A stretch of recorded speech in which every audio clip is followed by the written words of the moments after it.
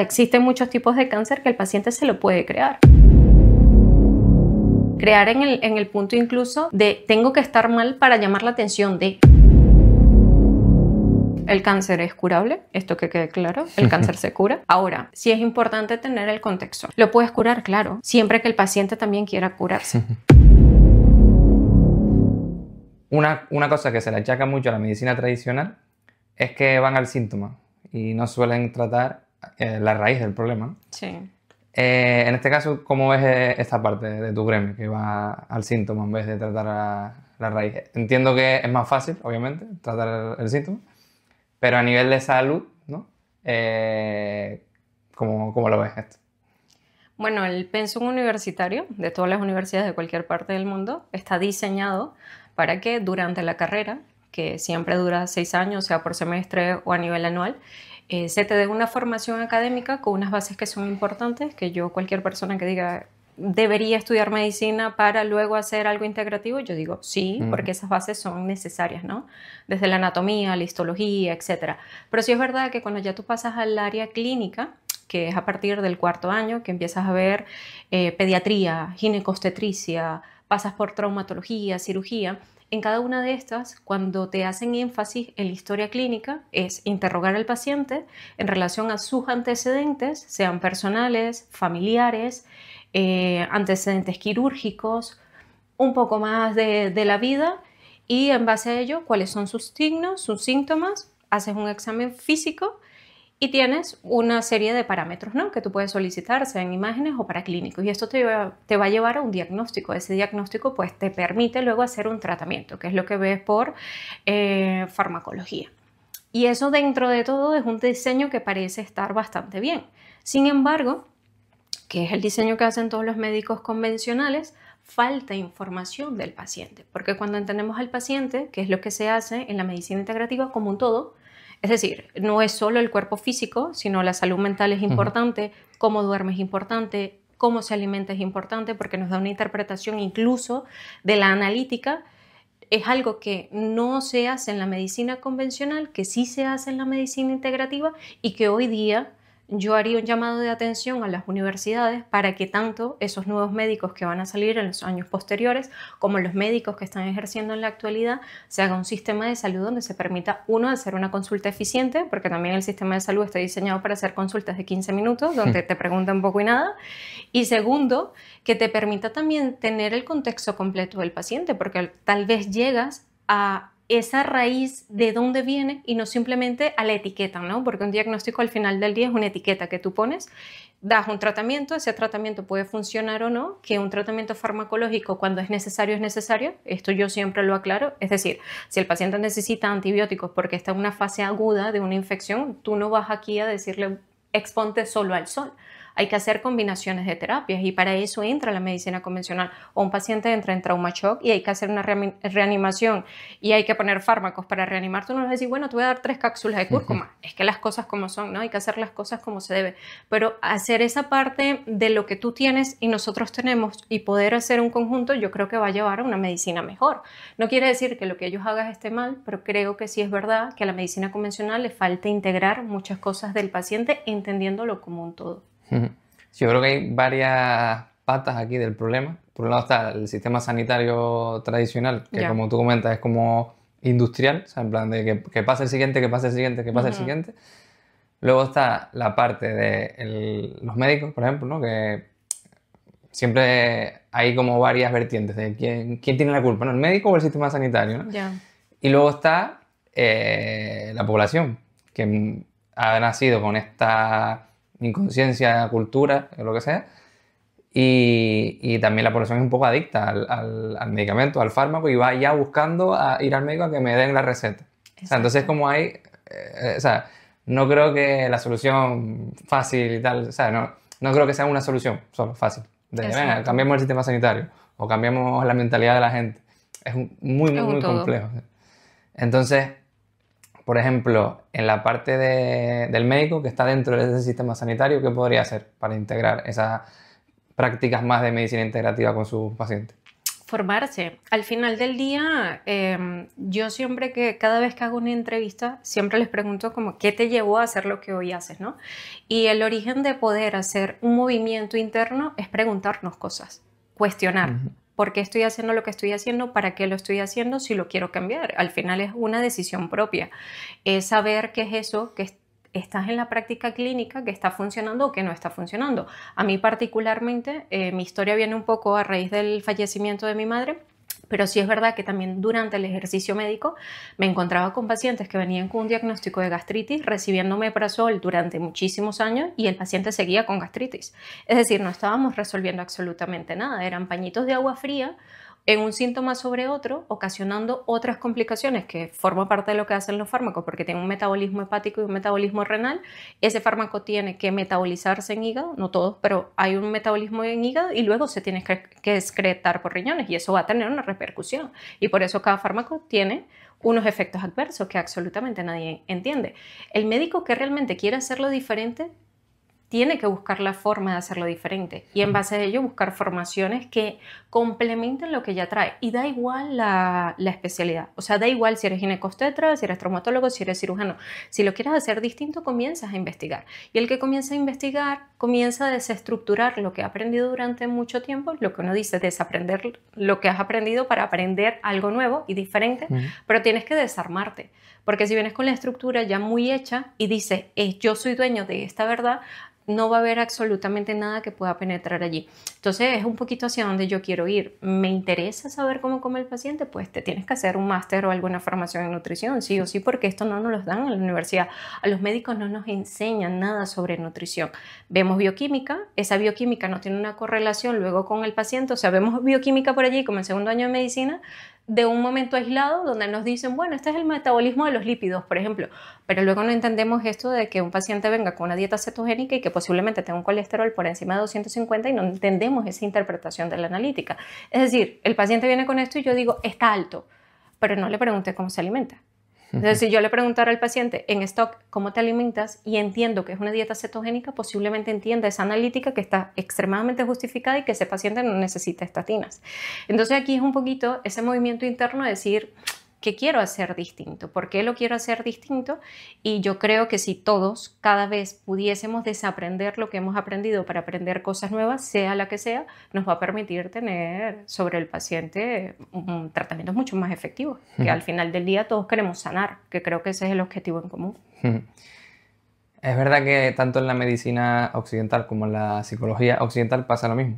Y bueno, en otras prácticas occidentales, ¿sabes? En la parte oriental no, es verdad que muchas veces se pasan de amor de pseudociencia y tal, pero quizás aquí nos pasamos del otro extremo, más materialista, más científico, más lo que no pase por el laboratorio no funciona, no, es pseudociencia, son charlatanes. Claro. Entonces yo he visto como tanto en la medicina, pues, doctores famosos y demás, como en la psicología y en otros campos, esos profesionales que han mezclado esa parte de Occidente y Oriente, por ejemplo, han visto como que se une todo y pueden tratar mejor al paciente, pueden ir a la causa de los problemas en este caso. Y yo creo que ahí está la clave, ¿no? Entre combinar prácticas de Occidente, de Oriente y de donde sea, ¿sabes? Claro, todo lo que puedas aprender que sea distinto, tal vez no todo lo vas a controlar, que eso también es verdad, pero léete unos registros acá, chicos, a ver de qué va esto, unas constelaciones familiares, a lo mejor con eso ayudas al paciente a entender un poco su propio problema, ¿no? Porque yo siempre intento que el paciente entienda que un 50% es de quien está haciendo la terapia, sea quien sea, médico, nutricionista, un coaching, lo que sea, y el otro 50% te corresponde a ti como paciente. Y ese 50% es también revisar tus heridas de la infancia, que te ha llevado a sentir dolor. Yo que trabajo con pacientes oncológicos, me toca hacer un interrogatorio muy profundo. En ese interrogatorio no es solo lo que se hace en la medicina funcional de por dónde naciste, qué tipo de alimentación recibiste, etcétera, para entender un poquito el contexto metabólico, sino también qué pasó en la infancia. ¿Hubo abuso? ¿Qué tipo de abuso? ¿Te maltrataron? ¿Hubo abuso sexual? Porque muchos trastornos de la conducta alimentaria vienen de un abuso sexual. Entonces, claro, ahí tú le dices al paciente, vale, ¿qué duele? Eso que duele hay que repararlo. Y yo no soy experta en eso que voy a reparar. Pero sí es verdad que si yo entiendo que existen otras terapias que puedan ayudar a ese paciente y yo puedo derivar, decirle, a ti te conviene una cognitivo-conductual o a ti te conviene una gestal o a ti te conviene hacer ayahuasca porque la planta te va a ayudar a interpretar cosas muy internas donde tú vas a poder orientar a nivel físico qué es lo que está afectando. Esto permite que tú puedas tener un abanico amplio al momento de hacer una terapia, hacerlo mucho más completa y también orientar al paciente hacia dónde ir, que eso es importante. Vamos a meternos un poquito en un jardín aquí, que si quieres respondes o no. Pero ¿crees que en la era moderna, sobre todo, hay como enfermedades, sí, vamos a llamarlas enfermedades, entre comillas, inventadas o provocadas? Sí, 100%, 100% segura de esto. Al final, o sea, yo siempre explico esto en las conferencias y en las consultas y es que así como nosotros cuando vemos a una persona que nos gusta la pareja, hay un mecanismo físico, es decir, hay una dilatación de pupilas, hay un aumento de la frecuencia cardíaca, los hombres pueden tener una erección, la mujer tiene una lubricación vaginal, es decir, físicamente existen cosas que tú puedes sentir. Eso mismo pasa con el pensamiento negativo. Lo que pasa es que el pensamiento negativo, que esto lo explica mejor la medicina cuántica, va lento, ¿no? Es como esa inflamación crónica, pasiva, que tú no te vas dando cuenta y que cuando se manifiesta con enfermedades gordas. Un cáncer, una autoinmunidad que a lo mejor tú no puedes revertir, que cuesta un poquito más. Pero sí es verdad que ese pensamiento constante, fatalista, que hoy día fomenta mucho en las redes sociales, ¿no? Porque todo está mal. Y yo se lo comentaba hace unos días a Antonio Valenzuela, que no sé si lo has entrevistado, que Antonio es increíble, y él hablaba del nervio vago, ¿no? Y entonces decía, claro, por mucha duchita de agua fría que tú te hagas y comas sin gluten y sin azúcar y todo lo demás, pero si tienes un ambiente tóxico, si tienes un pensamiento tóxico, si constantemente estás en ese, me voy a morir, todo me va a caer mal. De hecho, con las mismas terapias complementarias, el paciente puede estar en una predisposición donde tú le dices, estos son los suplementos, pero eso me va a hacer daño. Ya empezamos mal. O sea, si ya tú vienes con esto va a estar mal, el cuerpo lo va a recibir exactamente de la misma manera. Y esa onda de frecuencia, que por eso existen todas estas terapias también a nivel de ondas frecuenciales, alfa, deltas, etcétera, que ayudan a la transformación celular, que también viene dentro de ese pensamiento negativo. Y ese pensamiento constante de esto va a estar mal, voy a enfermarme o tengo esto y el paciente entra por allí, y se lo crea. O sea, existen muchos tipos de cáncer que el paciente se lo puede crear. Crear en el punto incluso de tengo que estar mal para llamar la atención de, ¿no?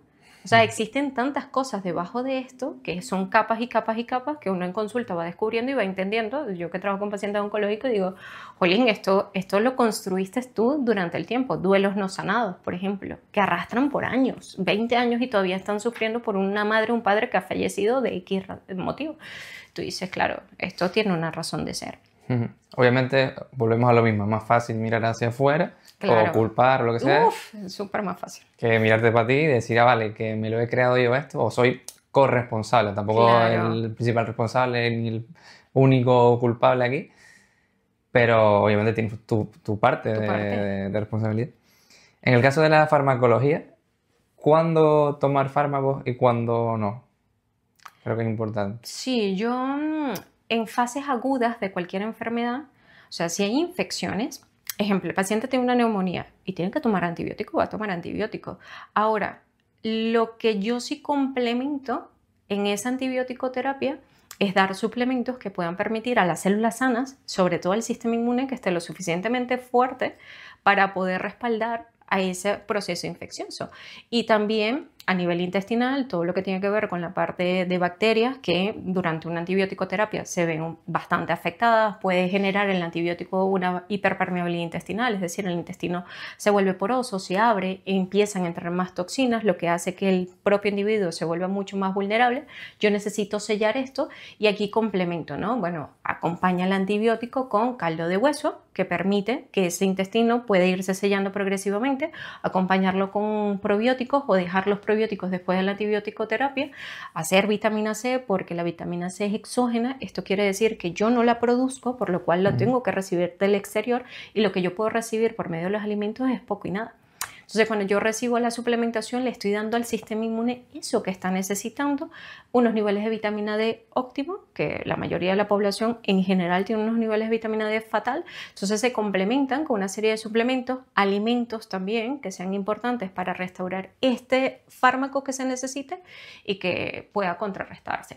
Ahora, enfermedades crónicas, como por ejemplo, que en un principio puedan necesitar el fármaco, pero que luego se puede revertir, porque lo vemos en consulta, aunque la medicina convencional diga que no, pero que sí.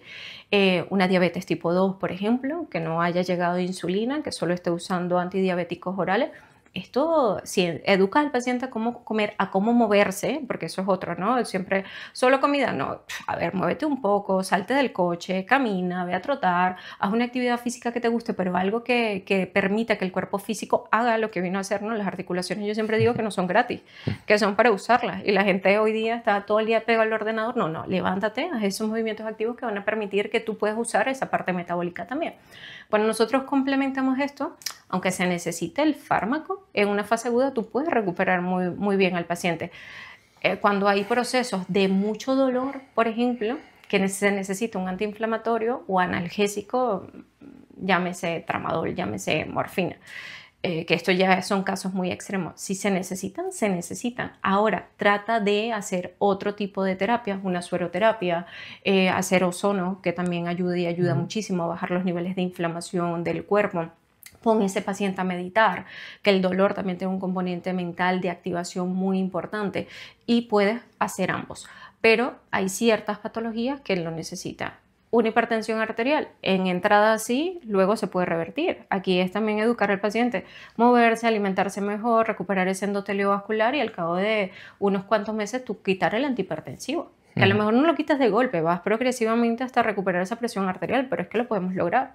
Entonces, hay enfermedades de enfermedades, ¿no? Fases agudas si se necesita así, las crónicas o las comorbilidades que han sido de toda la vida como diagnosticadas, tú vas a sufrir de esto toda tu vida, ya hoy día sabemos que no. Y es un poco de lo que quiere hacer el paciente también por recuperar su salud, que también depende un poquito de ellos. Es verdad que estamos ahora mismo en una etapa de las prácticas, es decir, pero yo lo que quiero es ir a la base, es decir, tú le dices a una persona que con la ducha de agua fría va a tener estos beneficios y lo único que hace en su vida es ducha de agua fría, pero luego no hace ejercicio, se alimenta fatal, descansa fatal, tiene altos niveles de estrés, etc.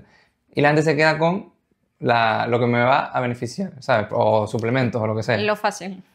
Que este suplemento me ayuda a bajarme la tensión, por poner un ejemplo.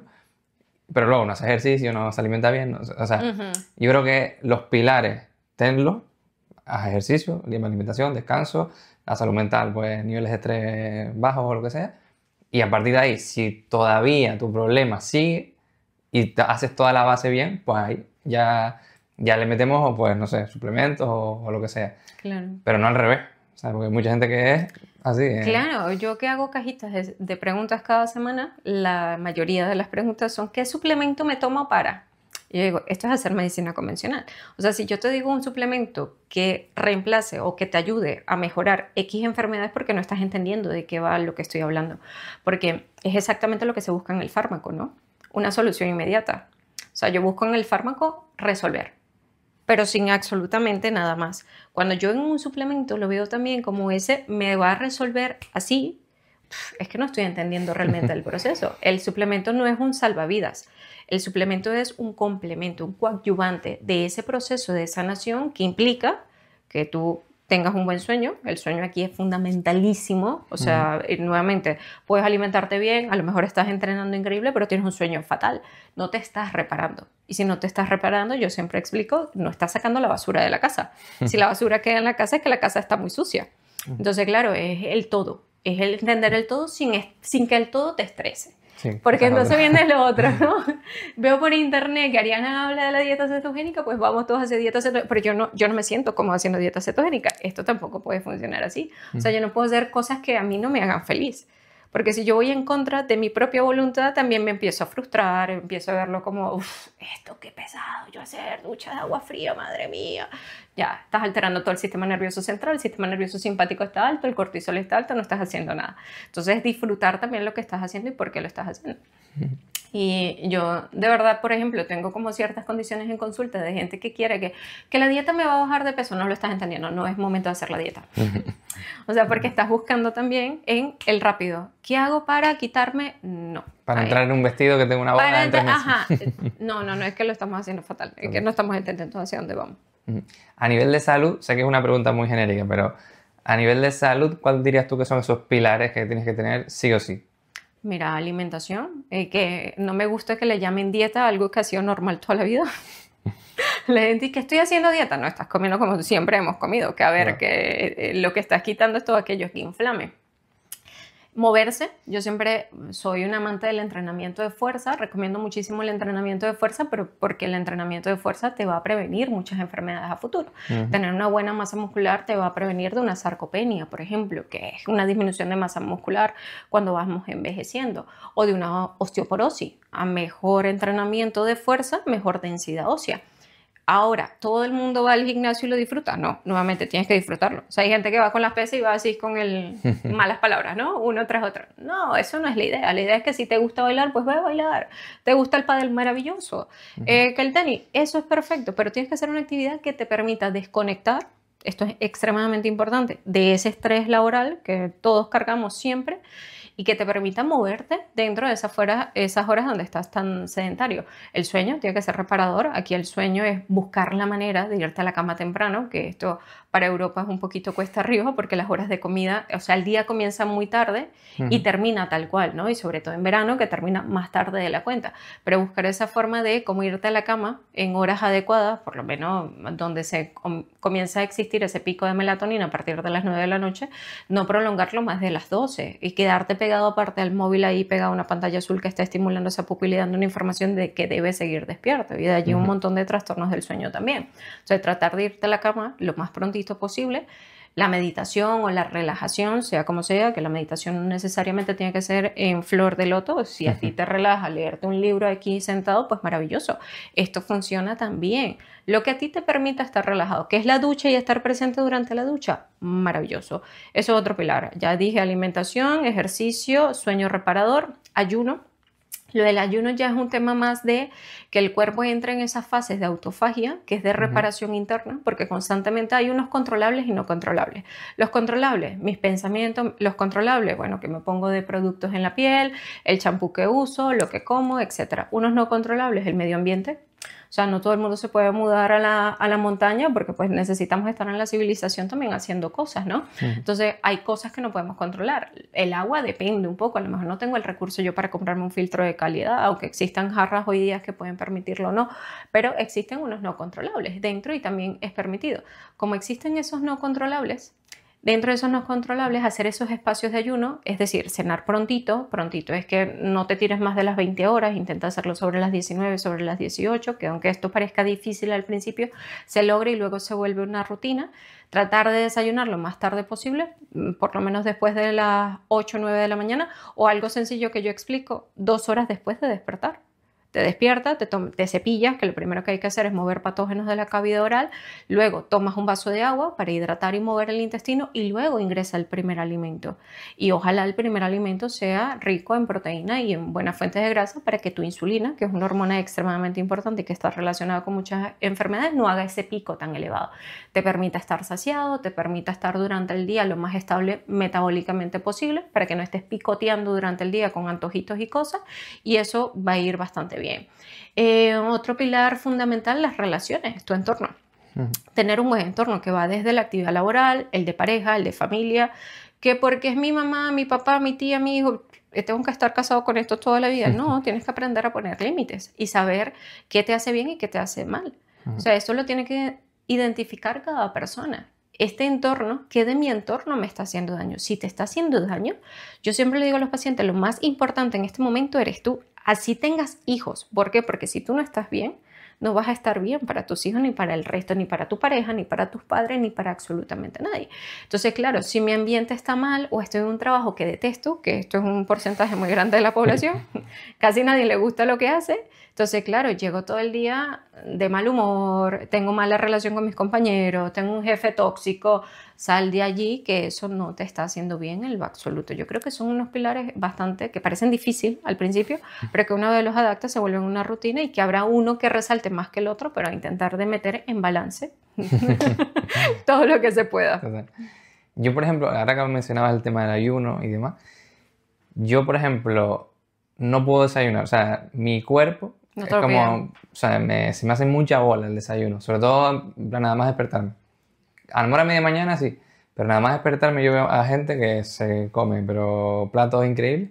Y yo, es que me lo pone. Puede ser mi plato favorito, que no me lo, es que no puedo. Y suelo o desayunar tarde o ya empato y a lo mejor almuerzo más temprano. Y no desayuno, sino hago un almuerzo a la 1 o así. ¿Esto tiene una explicación entiendo, científica o debería desayunar o cómo lo debería hacer? Yo, el hecho de que el desayuno es la comida más importante del día, a ver, que esto me lo decían a mí en la universidad y que hoy día que no es así. Tiene que ver un poco, mira, se puede explicar desde muchas caras del cubo, ¿no? Uno a nivel ancestral, ¿no? Tienes un componente ancestral, código genético, donde tú buscabas la comida, ¿no? Y estabas en ayuno. Es decir, salías a hacer una actividad física para poder comer, no al revés. No necesitabas comer para hacer una actividad durante el día. Entonces, claro, existen personas que incluso desde niños, ya desde muy chiquititos, le van diciendo a los padres, pero es que yo no tengo hambre cuando me despierto. Y te obligan. Y te obligan, No te claro, porque no te puedes ir al colegio, porque te vas a marear, porque te vas a desmayar. No, escucha a tu hijo, a tu hija, y permítele entender su metabolismo y sus tipos de hambre, ¿no? Porque existen diferentes tipos de hambres también. Y lo otro, también un poquito cómo vaya tu alimentación durante el día. Si yo mi última comida la hago a las 12 de la noche y son unas papas fritas o son una hamburguesa o comida chatarra o unos dulces, claro, el día siguiente, con ese pico de insulina tan alto, es que yo me voy a levantar buscando la nevera como si no hubiese un mañana y me voy a devorar absolutamente todo.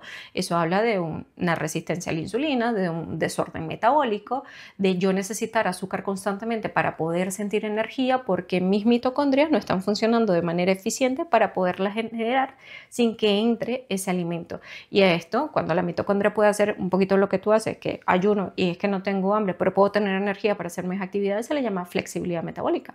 Es decir, tú podrías desayunar y no pasar nada, a lo mejor la pasas fatal porque no estás acostumbrado, pero tu cuerpo sabe cómo responder a esto. A personas que le quitas el desayuno, si no aprenden a comer primero, y claro, se marean, les da náusea, les da vómito, esto del ayuno es fatal. Yo siempre digo, a lo mejor no aplica para todo el mundo, tienes que saber el contexto, es importante siempre, pero que vamos, que la mayoría de la población, aprendiendo a comer inicialmente, podría hacer la práctica del ayuno intermitente.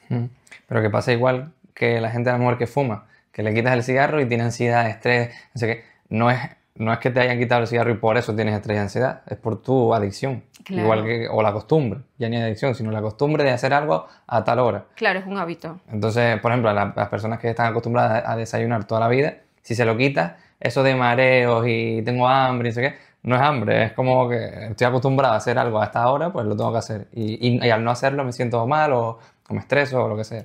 Claro, que viene con patrones de la infancia también, ¿no? Que me enseñaron a mí en casa, por eso es importante interrogar sobre la infancia. Para mí la infancia o esos primeros 7 años de vida son extremadamente importantes para determinar el comportamiento del adulto. Si tú no le preguntas a esa persona, ¿pero qué pasaba en casa? ¿Te obligaban a desayunar? Sí, porque los niños de África no tenían para comer y tú te tienes que comer todo lo del plato. Sí, y de allí entiendes una obesidad. Porque sabes que esa persona ya está condicionada a ese hábito de que sí o sí tengo que desayunar, sí o sí tengo que hacer toda una rutina durante el día porque fue lo que me enseñaron en casa. Y si no lo hago así, está mal. Claro, aquí tienes que acompañar la terapia de un buen terapeuta, un buen psicólogo, con quien se sienta cómodo, pero hay que desestructurar un poquito esa parte mental para poder mejorar la base. Yo en mi equipo tengo una psicóloga y si no pasan por el psicólogo, que vamos, que se nos vuelve un poquito difícil porque es que esto es fundamental, entenderlo para poder corregirlo. Si no se entiende, no se puede corregir. Total.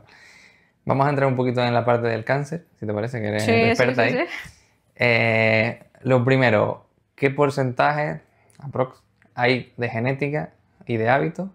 Y si podemos revertirlo el cáncer o es incurable en este caso. El cáncer es curable, esto que quede claro, el cáncer se cura. Ahora, sí es importante tener el contexto, ¿no? Tipo de cáncer. Esto va en relación a la ubicación anatómica. También si es un hemato-oncológico, es decir, leucemias, linfomas, etcétera, esto lo trata un especialista distinto a un oncólogo, que es el que trata cáncer de tipo sólido, ¿no? Hígado, páncreas, etcétera, o mama. ¿Se puede revertir? Claro.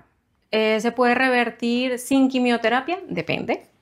Aquí tiene muchos matices porque muchas personas llegan a consulta diciendo yo no me quiero hacer la quimio, solo quiero hacer terapias alternativas, me quiero curar. Claro, si tienes tal vez un cáncer de páncreas en un estadio 4 con metástasis, yo no te lo recomendaría. Uno, porque no le puedo decir a ningún paciente, como médico tengo la responsabilidad y la ética de no quitarle la terapia que hoy día está legalmente pautada para el paciente oncológico, que no quiere decir que sea la única que funcione, pero es la que está, ¿no?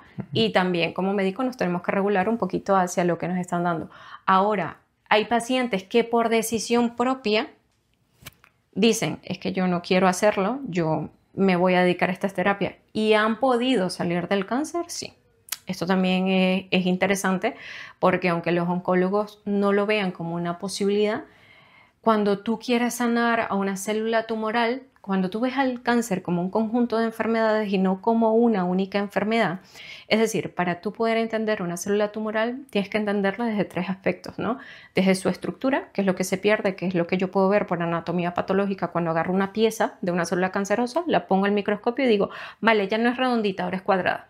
Cambió su configuración, que es la estructura, ¿no? Lo segundo es la inteligencia biológica, que tiene que ver con esas mutaciones que existen en el ADN, que es lo que dice, bueno, yo voy trabajando hoy a la derecha, y me fui a la izquierda. Y resulta que existe alguien aquí arriba que me dice, vuélvete a la derecha. Pero cuando este que está arriba está mutado, que son los genes supresores de tumores, yo no me vuelvo a la derecha, me sigo yendo por la izquierda. Entonces, esa inteligencia biológica del ADN se pierde. Y cuando esto se pierde es lo que hay que buscar reparar. Y lo tercero es la funcionalidad de las mitocondrias, que es esa disfunción mitocondrial que un paciente oncológico pierde energía, esa célula. ¿Por qué? Porque también se daña el medio en el que está. Cuando tú entiendes al paciente oncológico como un todo, tú dices, vale, ¿qué tengo que trabajar en el paciente oncológico? Uno, entender un poquito de dónde, qué pudo haber desencadenado ese cáncer. Hay una pregunta que yo estoy tratando de instaurar últimamente en consulta y es que el mismo paciente intenta responderse qué te ocasionó el cáncer. Y el paciente dice, uy, fuerte, incómodo. Claro, y el paciente empieza a ver hacia adentro, ¿no? Y ve hacia adentro y va hacia adentro y dice, mira, yo creo que fue una separación que tuve con mi ex marido, tóxica, así, nivel abogado, que un maltrato físico y todo lo demás. Y tú dices, ah, vale, sí sabes que pudo haber desencadenado esta célula tumoral. Porque normalmente el diagnóstico no se hace de manera inmediata a un evento traumático. Puede pasar mucho tiempo porque viene una célula chiquita que puede hacer una mamografía, una ecografía, una resonancia magnética, no sale nada. Y el año siguiente sí sale. Es decir, eso viene de una construcción tan mínima que por imágenes no lo pude captar, pero que fue creciendo hasta hacerse un tumor sólido. Entonces, claro, el paciente cuando comienza a interrogarse y a preguntarse dice, es aquí, doy hacia esto, ¿no? Y tú dices, vale, aquí hay que sanarlo. Si yo no sano, eso que el mismo paciente cree que pudo haber sido el origen de su cáncer, ese cáncer ni con quimioterapia sale. Lo otro, la visión que tenga el paciente sobre su propia enfermedad. Esto es extremadamente importante. ¿Por qué? Porque tengo pacientes, me lo decía hace poco una paciente de su padre, que tenía el diagnóstico de un sarcoma, que es un tipo de cáncer que es bastante agresivo, posibilidades de vida poco, 2 años máximo, y este señor duró 8. Este señor duró 8 teniendo una mentalidad, yo me voy a salvar, yo me voy a salvar, yo estoy bien, yo estoy bien, yo estoy bien. Esto influye, claro. O sea, no es el optimismo tóxico también de decir, sí, todo, no me está pasando nada. No. Es abrazar la enfermedad, entender que siempre la enfermedad es un llamado de atención para sanarnos. Cuando llega cualquier diagnóstico es qué tienes que corregir desde la base para poderte sanar y hacer esa visión sobre la enfermedad de cómo visualizo yo a mis células tumorales, incluso, que esto, bueno, ya van en meditaciones más profundas, que yo no soy experta en esta, pero que tengo pacientes que han reducido la cantidad de ciclos de quimioterapia haciendo meditaciones que los han llevado a un estado de conciencia bastante superior de decir, vale, yo tengo el control sobre esto no tiene el control sobre mí. Y bueno, la serie de terapias alternativas o no patentadas que va desde megadosis de vitamina C, que aquí es una discusión con oncología porque no se acepta, que cada vez es como, ven, siéntate, vamos a revisarlo juntos para que tú veas el efecto positivo que puede tener una dosis alta de vitamina C por protocolos donde se calcula por kilogramos de peso de ese paciente y que actúa como un efecto citotóxico en la célula tumoral. ¿Esto qué quiere decir al castellano? Entra la vitamina C, que es como una configuración como si fuese una molécula de glucosa, es muy parecida, y se le presenta a la célula tumoral. La célula tumoral la entendemos como una célula inmunometabólica, es decir, que se alimenta de azúcar, por eso la recomendación es quitar los hidratos de carbono o bajarlos en el 100%, no aplica para todos los tipos de cáncer, no es que todo el mundo va a salir de aquí diciendo pues lo quito, no, es un poquito el contexto del azúcar en sí, que no es bueno para absolutamente nadie, y esto sí lo dejo claro, pero los hidratos de carbono dependen, ¿no? Tiene una clasificación que hay que entender para ese paciente. Pero cuando tú ves la vitamina C en su configuración como el azúcar, si el azúcar se pega a esa célula tumoral y la estimula para crecer, la vitamina C le hace esa presentación, le dice, yo parezco azúcar, pero no lo soy. Cuando entra y engaña a esa célula tumoral, entra en un estado citotóxico que puede literalmente explotarla, como para que se pueda entender en términos bastante prácticos. Entonces, por eso una megadosis de vitamina C en un tumor sólido puede ayudar mucho al paciente. Y una de las cosas que yo intento siempre explicarle a los oncólogos, no vamos a intervenir con la quimioterapia porque no lo hacemos el día de la quimioterapia. El día de la quimio se respeta, se toman espacios, el paciente también complementa con otro tipo de suplemento, tiene que tener sí o sí niveles óptimos de vitamina D, vitamina C, etc. Entonces, todo esto es fundamental cuando tú quieres revertir un cáncer. ¿Lo puedes curar? Claro, siempre que el paciente también quiera curarse. Porque hay pacientes que ven la enfermedad como sinónimo de muerte y entran allí. Y dicen que yo me voy a morir. Yo tengo una paciente, se rinden de entrada. La mamá de un chico que hacía PNI, la atendía hace mucho, la señora no duró ni 3 meses. Pero la señora desde la consulta 1 era decir, yo me voy a morir, no me quiero tomar nada porque yo me voy a morir. Claro, tu cuerpo está escuchando esto. Tú le estás pidiendo al universo, a lo que creas, lo que sea, que tú te vas a morir porque tú te quieres morir. Y aquí da igual, haga alternativa farmacológica, lo que sea. O sea, se puede invertir todo el dinero que quieran en suplementos, no le va a hacer absolutamente nada si ese pensamiento acompaña a la enfermedad. Entonces, curarse sí, depende de muchas cosas. Total. Y que lo que tú comentabas antes, que ese positivismo o este pesimismo de la mujer esta, no es solo un pensamiento o algo que tú dices, sino que va acompañado de acciones después. Claro. Obviamente ya de entrada el pensamiento está modificando ciertas cosas por dentro, pero las acciones la acompañan y tienen un papel fundamental también. No es en plan, como yo digo que me voy a curar del cáncer, ya me voy a curar. No, ese optimismo y demás, lo que te mueve es a hacer ciertas acciones para cuidarte mejor, a través de ejercicio, alimentación, etc.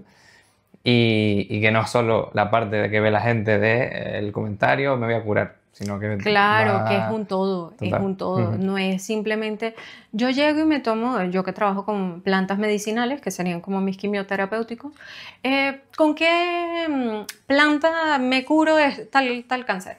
Es como, que es como entender como si fuese la quimioterapia que te lo va a salvar absolutamente todo, ¿no? Que es el conjunto de mantenerte en calma, el sistema nervioso lo más apagado posible, que si te tienes que hacer acupuntura, te harás acupuntura, que si te tienes que ir a la playa, te vas a la playa, que si te tienes que salir del trabajo donde estás porque no te está haciendo bien, lo haces, porque aquí lo más importante nuevamente eres tú.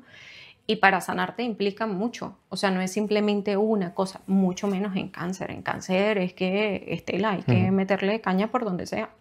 ¿Se saben, por ejemplo, aparte de, por ejemplo, fumar, que es lo obvio, pero otros hábitos, prácticas, ya sea de hábitos de físicos o de alimentación o de estrés o de lo que sea, o alimentos en concreto o lo que sea, que la gente no suele tener en cuenta o no se sepa, en la comunidad científica a lo mejor sí, pero en la población en general no, hábitos o alimentos que aumenten ese riesgo de cáncer? Tóxicos en general. Porque alimentos yo creo que ya la gente está bastante clara y cada vez se divulga más en relación al azúcar, ¿puede ocasionar cáncer? Sí, esto es una realidad. El no dormir puede llevar, claro, un cortisol elevado hace que el cuerpo se mantenga en estrés crónico constante. Este estrés no sirve, sirve para huir si me van a atropellar aquí en la esquina. Pero que si yo estoy estresada constantemente en silencio, que es ese estrés ahí pasivo que va constante, es que vamos, que tiene una información para la célula importante. Ahora, de lo que tanto no se habla, que sí existen divulgadores en relación a esto, pero que la gente tal vez no toma en consideración, son cosas que puede tener básicas en la casa. Productos del hogar, aerosoles, por ejemplo. Estoy echándole aerosol todo el día a la casa para que esté perfumada, para que huela a flores de yo no sé qué. Tú dices, a ver, cariño, que esto lo estás inhalando. Esto lo estás inhalando y esto es tóxico. Claramente tu cuerpo no entiende esto que está entrando. Y cada partícula que entra al cuerpo es una información que puede ser a positivo o a negativo. Entonces, el maquillaje, que siempre que si yo salgo maquillada me dice, pero tú sales maquillada. Sí, pero que compro un maquillaje ecológico, que va a haber, que sí lo hay, que sí existe.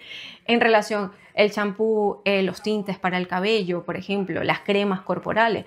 La piel también recibe información. O sea, lo que yo aplico en piel se absorbe y lo que yo tengo debajo es vasos sanguíneos. Los vasos sanguíneos son la mayor autopista que tiene el cuerpo. O sea, yo por ahí estoy circulando toxinas todas las que quieras. Entonces, claro, si yo estoy aplicándome cremitas tóxicas todo el día, bueno, las terapias estéticas, hoy día la toxina botulínica, que dicen que no, que está relacionado con un montón de enfermedades autoinmunes. Y por allí que más adelante se empiecen a ver otro tipo de cosas. Yo lo divulgué hace poco, prótesis mamarias. Sí, prótesis mamarias está relacionada con que en la cápsula de la prótesis pueda formarse un tipo de cáncer. Claro, este tipo de cosas que parecen inofensivas, pero que no lo son tanto. Y que no lo son tanto porque el ser humano no está diseñado para todo lo que estamos hoy día expuestos. ¿Qué podemos adaptarnos? Claro, existen algo que se llama adaptaciones fisiológicas. Ejemplo, yo comienzo a trotar mañana y si nunca he trotado en mi vida me voy a morir. Pero si yo todos los días hago un trote progresivo, 5 minutos, 10, 15, 20, a lo mejor llego a hacer una hora o de unos 10 kilómetros o hago una maratón entera y voy a estar condicionado para esto.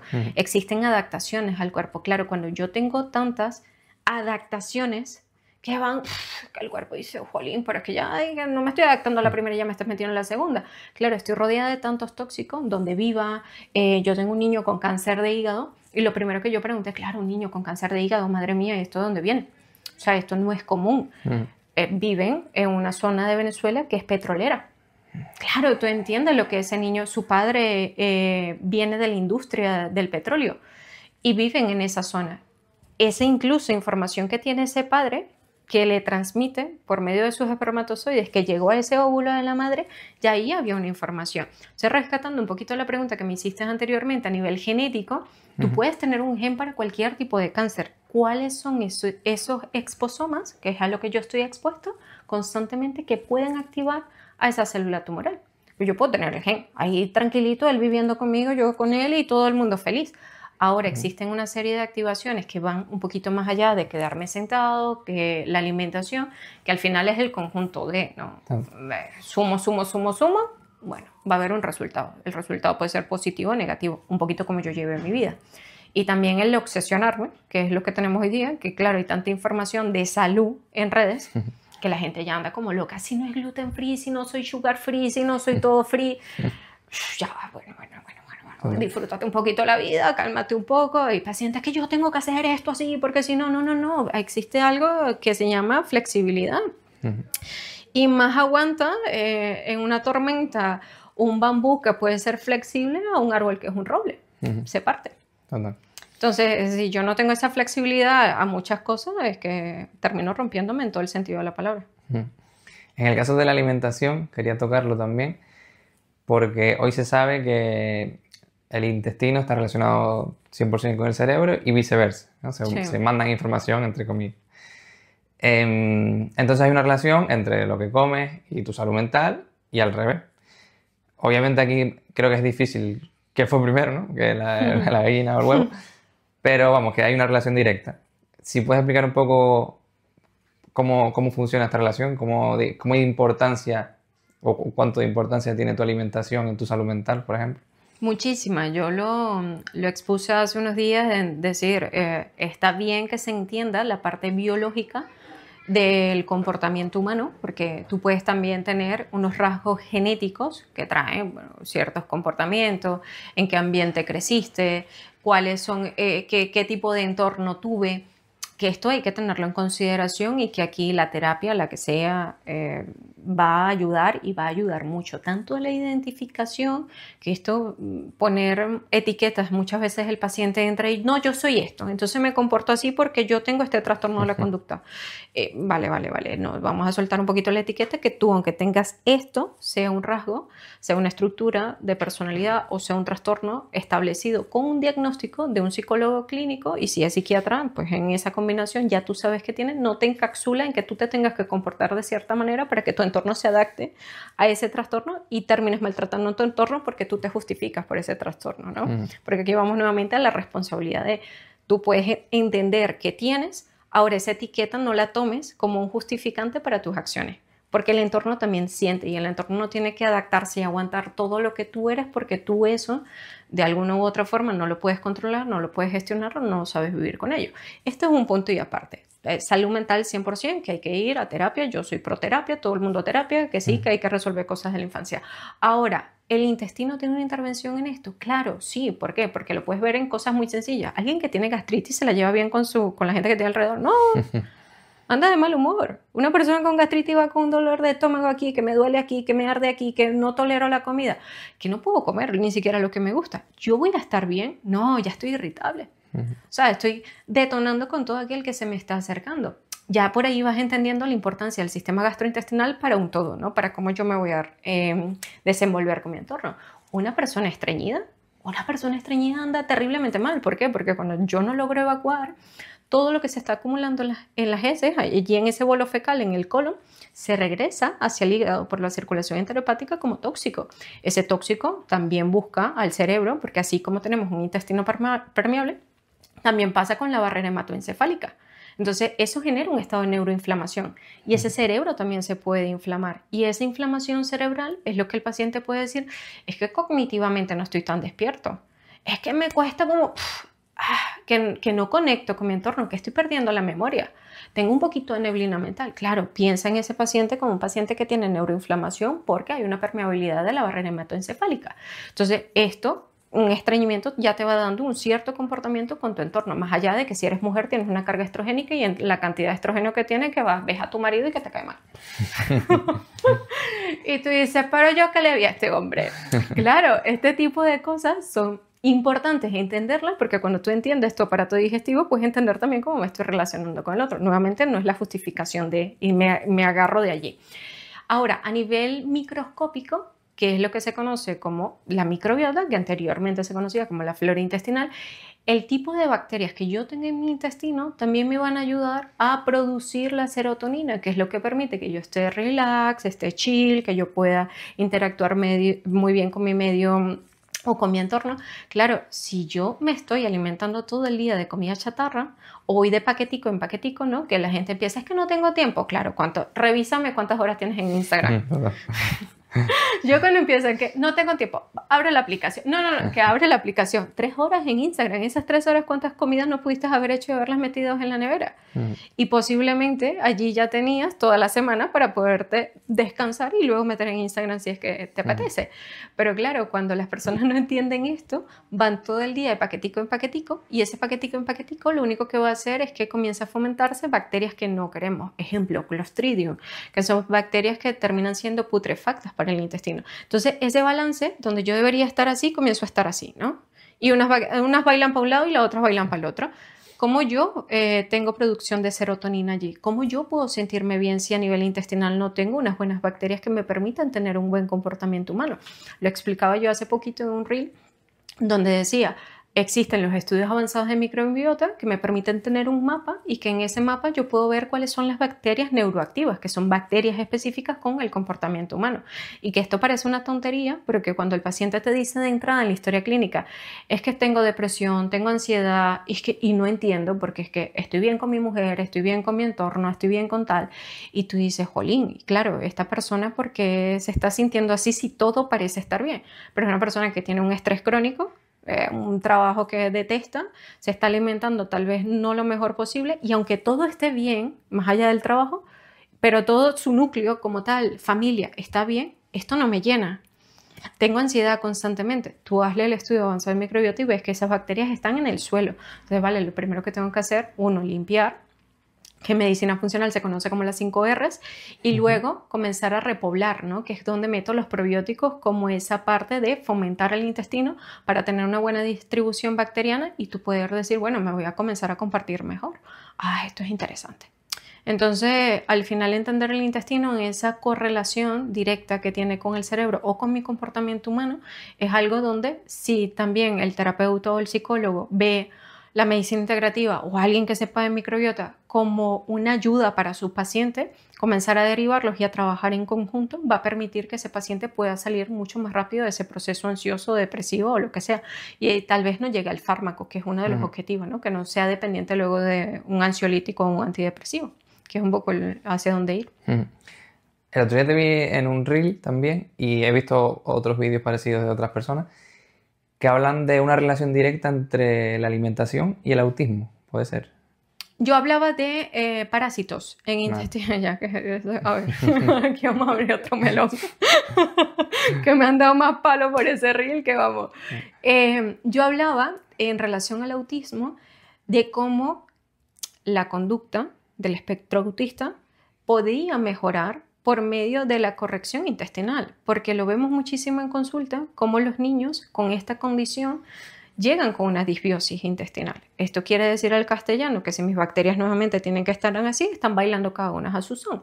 Pero no solo eso, sino que también puede estar relacionado con muchos parásitos y que cuando tú comienzas a limpiar a estos niños, la carga parasitaria que llevan o le haces estudios de parasitomas que también ayudan, te das cuenta que están, pero full equipo. Y tú después que los descargas, mejora mucho la condición de ese niño. Entonces, claro, entender el intestino también en el comportamiento humano, sobre todo en una condición donde puede tener múltiples orígenes. Hay gente que dice, lo defiende a muerte y lo defendían a muerte en los comentarios, que es genético, que es genético, que es genético. Es que meterle toda la genética, es decir, no estoy pensando un poquito más. Porque los mismos padres, cuando comienzan a investigar por su cuenta, hay padres que llegan con una información que tú a veces ni siquiera tienes idea. Y tú dices, madre mía, ¿tú dónde te leíste eso? Mándame tú el artículo. Porque llegan ya tan expertos sobre la enfermedad de su familiar que da igual. Hay gente que se vuelve como muy obsesiva con un tema y termina sabiendo más que la persona incluso que tiene un título. Y cuando llegan con esa información, te dicen, pero es que fue después de la vacuna. No, con esto quiero decir que las vacunas sean tal, porque otro melón, este sí no lo quiero abrir, pero que tengo mi posición en relación a las vacunas, pero claro, el mismo padre atribuye después de X vacuna que comenzó a comportarse de esa manera y que se lo comparten a su pediatra o a los terapistas que tiene y no le cree. Claro, hay que creerle también un poquito al paciente. Y yo esto lo voy a llevar a un punto muy personal porque mi madre falleció de una caída. Se cae, no sé qué, y tiene un desgarro muscular completo, una ruptura entre el bíceps y el tríceps. El bíceps y el tríceps hizo literalmente esto, un espacio, se rompe por completo. Y recuerdo, mi madre fallece en 24 horas. Ningún médico que la atendió creía el dolor que tenía. Y por nadie en creerle, lo que estaba sintiendo era ella, es que no lo estaba sintiendo yo ni lo estaba sintiendo absolutamente nadie más, lo estaba sintiendo ella. Pero como nadie creía en lo que estaba pasando, nadie buscó un poco más. Porque, a ver, pero acá se cayó de una manera muy tonta. ¿Cómo va a pasar? Claro, cuando hacen la ecografía y ven que hay una ruptura muscular completa, ahí dicen, hay que llevarla a quirófano. Claro, cuando la van a meter a quirófano, fallece antes de entrar a quirófano. Entonces, claro, aquí es también creerle un poco al paciente y no estar desde el ego, que es donde estamos todos los médicos. Yo sé más que tú, claro, porque es que yo soy, yo tengo, yo hice y tengo 50 títulos y 50 másteres. Sí, cariño, pero si no has vivido a lo mejor ciertas situaciones no te permite tener un poco de sensibilidad y empatía. Cuando tú escuchas al paciente con atención, el paciente te está dando información de valor. Y más nadie que él que lo está viviendo sabe que algo está mal. Que hay gente que nuevamente se va a la parte mental y la parte mental le da mucha fuerza y fortalece una enfermedad, esto también. Pero escuchar al paciente desde un todo y decir, a ver, ¿tú qué me quieres decir? Porque a lo mejor yo no te estoy escuchando. Y pasa con los padres, con los niños. O sea, ellos son los que están ahí. El pediatra puede saber mucho, pero quien está viendo a su hijo, y no existe nadie que conozca más a sus hijos que su padre. Entonces, claro, cuando te dicen algo, escúchales, que a lo mejor tú dices, Yo no creo, pero lo puedo averiguar, pues se vuelve interesante. Y en el mundo del autismo hay mucho por investigar todavía. Total. En el caso de, por ejemplo, hay muchas personas que toman medicamentos todos los días. Incluso cuando aparentemente desde fuera puedes ver que no es necesario. Pero esa persona obviamente cree que esto es para siempre y desayuno 5 pastillas, ¿no? En algunos casos, obviamente, más específicos de alguna enfermedad no, pero en general es algo que yo veo mucho de personas que a lo mejor tienen tensión, por poner un ejemplo, hipertensión y pastillitas. Pero a lo mejor esa hipertensión viene por estrés, como comentabas antes, o por lo que sea, o por mala alimentación, o porque no se mueve y tal, pero acude a la pastillita. Y quizás estas personas con buenos hábitos, esa pastillita, que no solo es una pastillita para la tensión, que esa pastillita también te está afectando en los efectos secundarios y demás, te la podrías quitar. Y ahí viene enlazado con lo de antes de si me quito el cigarro o me quito el desayuno, me estreso, lo necesito y me pongo más en tensión todavía. Entonces yo mismo estoy favoreciendo que tenga esa tensión y estoy favoreciendo o justificándome de, sí, es que la tengo que tomar porque cuando no me la tomé, noté esa tensión. Claro. Entonces estas personas como se podría, quizás no todas las pastillas, porque a lo mejor hay algunas que sí que son necesarias, pero podrías evitar muchísimas pastillas que tienen sus efectos secundarios por tus hábitos o por tu alimentación o lo que sea, ¿sabes? Claro, 100%, pero siempre, mira, hay algo muy importante en la consulta que muchas veces no hay que enfocarla solo en la parte, vamos a hacer esto, y este es el plan terapéutico y no sé qué, y te escucho y todo lo que tú quieras, pero luego me enfoco en cómo vamos a trabajar. Dale el espacio del miedo, exprésame qué está pasando, porque esta persona que no quiere dejar el fármaco porque le estresa más dejar el fármaco, porque creo que me voy a morir, porque al final, ¿cuál es el miedo de todo ser humano? Que me voy a morir. Es así, o sea, la conclusión es sencilla. Claro, si dejo de tomarme esto es que posiblemente me voy a complicar, me voy a morir y esto va a ser el fin de mi vida. Vale, perfecto. Escúchale primero por qué tiene miedo y abrázale ese miedo. No es como los niños, hacerle contención. Un niño te hace una pataleta, entiende, ponte a su nivel, entiende por qué el niño te está haciendo esta pataleta, qué está pasando, hazle contención y luego que entiendes esa emoción, explícale. Y pasa tal cual en consulta. Cuando un paciente viene con muchas dudas, no es un momento para hacer incluso una consulta de dejar ningún fármaco. Tú déjalo allí. Que él poco a poco, yo siempre he creído que cada quien tiene su proceso, que no tenemos que andar por la vida intentando convencer absolutamente a nadie. Porque cuando tú intentas convencer a alguien, el comportamiento de cualquier ser humano es resistencia. No, ya va, que tú me estás diciendo que yo haga qué, perdón, pero es que no, es que yo no le hago caso ni a mis padres, yo porque te voy a hacer caso a ti, ¿no? Entonces, claro, es decirle al paciente, cuando el paciente cree que el fármaco es su salvavidas, déjalo con su salvavidas.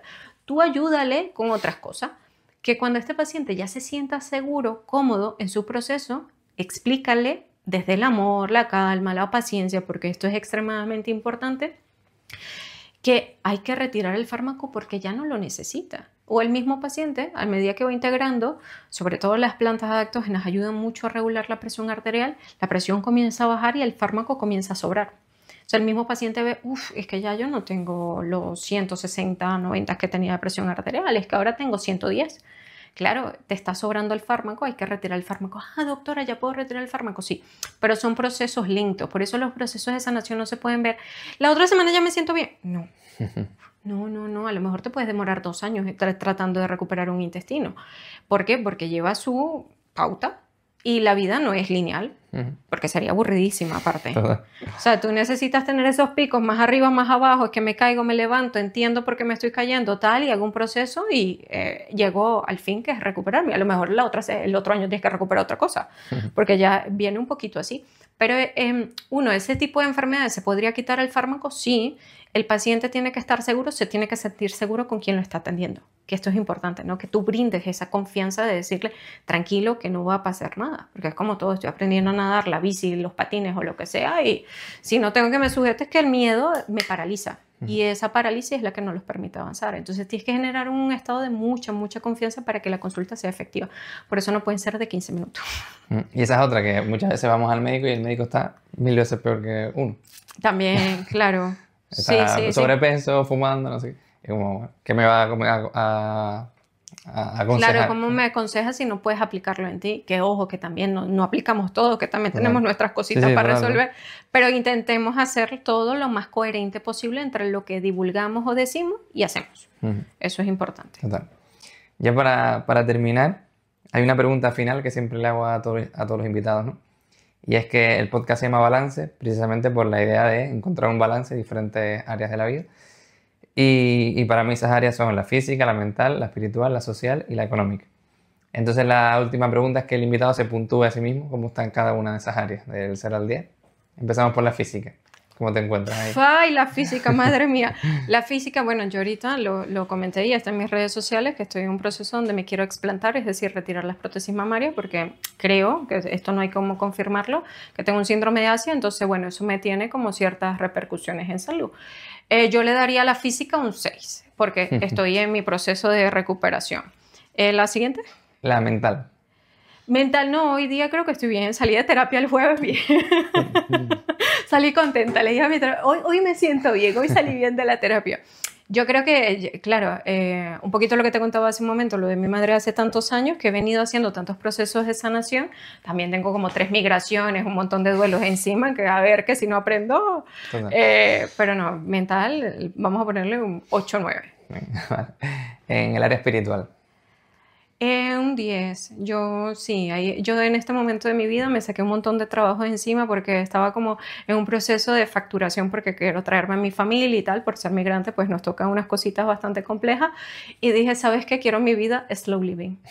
O sea, yo entre más con poco vivo bien, yo estoy feliz, yo soy una persona muy creyente, tanto a nivel de universo y de mis manifestaciones y mi forma de visualizar en la vida. O sea, yo todo lo que he visualizado desde que soy muy niña hasta el día de hoy, como estar aquí siendo entrevistada y tal, han sido cosas que han ido ocurriendo y tengo mi fe creyente de que existe algo mucho más por encima de y a lo cual le atribuyo muchas de mis cosas. Entonces, ahí estoy bien. Bien, bien. El área social. Bien, también, sí. Vamos a ponerle un 9, 8, porque bueno, yo lo vinculo, el área social yo lo vinculo porque hay mucha gente que lo ha interpretado de otra manera. Yo, por ejemplo, lo interpreto de la calidad de tus relaciones. Súper bien, porque me he quitado todo de encima lo que no sirve. He hecho un buen filtro. Yo creo que a medida... Sí, he limpiado, eso es importante. A medida que tú vas avanzando en años, que eso también te lo va dando después que pasen los 30, quien no los haya cumplido, que vamos, te permite como irte quitando personas de encima, incluso amistades, que tú dices, bueno, pero es que esta era mi mejor amiga, mi mejor amigo. Pero luego vas entendiendo en el tiempo que son personas que te quitan en vez de aportarte, ¿no? Energéticamente se pueden llevar una parte gorda de ti. Y ahí es donde tú dices, vale, estos son mis límites, esto es lo que yo quiero en mi entorno tiene que ser saludable para yo estar saludable, e igual yo ofrecer lo mismo en salud. Y yo creo que he limpiado tanto mi entorno que ahora tengo menos, pero de mejor calidad. Y eso ayuda y ayuda mucho. Total. Yo este año cumplo 30, así que... Ya va. Tengo tarea. Y el área económica sería la última. Bastante estable, desde que vivo en Europa, mucho mejor que Latinoamérica. Nos va mejor cuando migramos. Bueno, gracias a Dios yo desde que llegué con un trabajo, llegué con una visa como personal altamente cualificado, entonces me permitió desde que llegué a trabajar y también no me he quedado quieta, que eso también para económicamente estar estable no es solo conocer tus finanzas, sino también establecer ciertos objetivos de cómo llegar a esas finanzas de una manera donde no te desgastes y pierdas la vida de, esto es importante, o sea, trabajar menos con más calidad, ser más efectivo, crear un grupo de trabajo, que es algo que estoy construyendo este año, que me ha ayudado a bajar mi carga, ser más efectiva en lo que quiero ser efectiva y disfrutar lo que estoy haciendo, que al final del día ahí es donde está el balance. Total. Que yo defiendo encontrar el balance, pero no obsesionarte con el balance. No obsesionarte, claro, hay que disfrutar un poquito, que si hay una tortilla de patata, una cosa que tú te la comes. Y que hay etapas y etapas en la vida en las que... Hay más para arriba y más para abajo, que es así. Pues Ariana, muchas gracias por estar aquí, un placer. Hay temas que se han quedado un poco en el tintero, pero bueno, haremos una segunda parte quizás y revisamos las puntuaciones de las áreas también a ver cómo están. A lo mejor sí, estamos mejor o peor, que no sabemos. No, gracias a ustedes por la invitación y bueno, espero que sea una información de valor para toda tu comunidad, que eso es el fin de cada entrevista. Total, un placer.